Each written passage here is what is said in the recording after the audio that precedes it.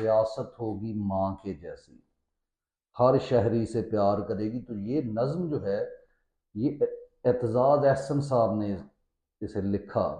لیکن یہاں پہ حیرانی ہوتی ہوگی آپ کو کہ ایک ایسا شخص، کبھی کبھی باتیں تو وہ اچھی کرتے ہیں، لیکن ایک ایسا شخص جو ہے جو اتنی خوبصورت نظم لکھ رہا ہے، وہ کیسے جو ہے پیپلز پارٹی کو ساری زندگی اپنی پیپلز پارٹی کو دے سکتا ہے؟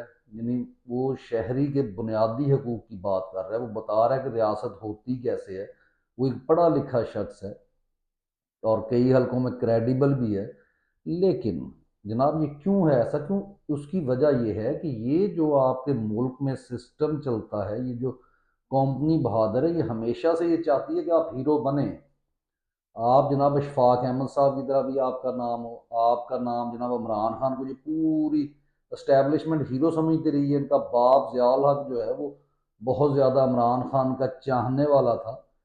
یہ چاہتے ہیں کہ آپ ان کے نیچے لا کر غلاموں کی طرح ان کی ہر بات میں ہاں ملاتے جائیں، پھر آپ کو ہیرو بھی مانیں گے، پھر جو ہے آپ کے ساتھ چلیں گے بھی۔ اور دوسری مجبوری جو ہمارے پاکستانیوں کے ساتھ ہوئی وہ یہ ہوئی کہ جو بھی لوگ یہاں پہ کام کرتے تھے، کسی نے کبھی جو ہے وہ اصل جو کور ایشو تھا اس کی طرف نظر ہی نہیں دوڑائی،